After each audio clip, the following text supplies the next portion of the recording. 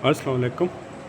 देखें कि rule of recording evidence जो है वो ये है कि evidence should be recorded in the presence of accused. ये सेक्शन 353 जो सामने आपके स्क्रीन पर आ रहा है ये कहता है। अब इसके एक्सेप्शंस हैं कि recording of evidence in the absence of accused है। उसमें सेक्शन 512 CRPC है। अब 512 के दो हिस्से हैं। तो सेकंड हिस्सा जो है वो ये कहता है कि procedure of if accused unknown, ये 512 सब सेक्शन 2 CRPC में है। तो इसका क्रॉस रेफरेंस अगर लाहौर हाई कोर्ट रूल्स जो हैं चैप्टर 15B जो है पार्ट वॉल्यूम 3 पार्ट B5 लिखा जाए तो उसमें भी ये प्रोसीजर बयान हुआ है और ये एडमिसिबल एविडेंस है अंडर QHO आर्टिकल 46-47 और रेलिवेंट भी है ये। तो इस सेक्शन के जो 512(2) जो है उसके इंग्रेडिएंट्स पर अगर हम आएँ तो सबसे पहले है कि अक्यूज़ अननोन होना चाहिए जिसने ऑफेंस किया है, और ये इन डेथ सेंटेंस और लाइफ इम्प्रिजनमेंट वाले ऑफेंसेस में हो सकती है, और on direction of high court होगी। Magistrate of the first class जो है वो विल कंडक्ट इंक्वायरी, वो कंडक्ट इंक्वायरी करेगा और फिर वो magistrate will record statement of witnesses है। और इसके अलावा ये मेडिकल एविडेंस भी जो है वो हो सकती है in the absence of accused. Reason क्या है कि विटनेस में डाइड, अगर इसको लॉन्ग किया जाए अक्यूज ट्रेसेबल ना हो तो विटनेस की डेथ भी हो सकती है, वो बैरून मुल्क चले जाएँ, अनअवेलेबल हो और उन पर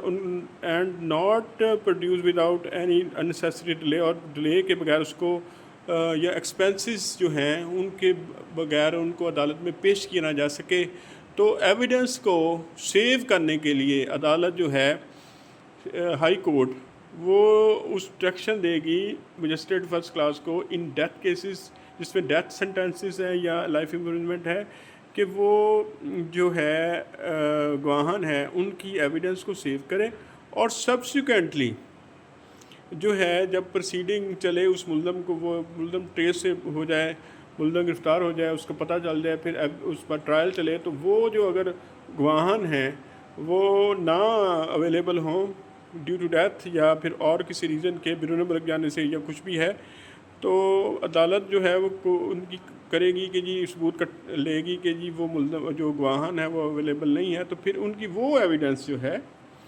वो without cross examination on them वो एडमिसिबल और रेलिवेंट होगी अंडर आर्टिकल 46-47। तो ये आज हमारा टॉपिक जो है वो बड़ा ज़बरदस्त टॉपिक है कि मैं एक दफ़ा फिर इसको रिवाइज कर देता हूँ कि रूल ऑफ एविडेंस जो है वो ये है कि मुल्ज़म को की मौजूदगी में जो है एविडेंस रिकॉर्ड होगी और उसको क्रॉस एग्जामिनेशन का मौका दिया जाएगा। उसकी कुछ एक्सेप्शंस हैं जिसमें से एक 512 CRPC है। 512 CRPC का दूसरा पार्ट जो है वो ये कहता है कि अगर मुल्ज़म अननोन हो तो फिर क्या प्रोसीजर होगा। तो इस पर रेलिवेंट हाई कोर्ट रूल्स जो हैं चैप्टर 15B पार्ट B जो है उसका सब रूल 5 है, वॉल्यूम 3 है, और QSO यानी कानून शहादत 1984 का आर्टिकल 46-47 है। अब इस 512 सब सेक्शन 2 के इंग्रेडिएंट्स हमने देखे कि यूज़ अननोन हो, ऑफेंस जो है उसकी सजा डेथ या लाइफ हो, और डायरेक्शन ऑफ हाई कोर्ट हो, और हाई कोर्ट एक्शन करेगी मजिस्ट्रेट फर्स्ट क्लास को जो कि कंडक्ट करेगा इंक्वायरी और एविडेंस को रिकॉर्ड करेगा, और उसकी रीज़न बयान होगी कि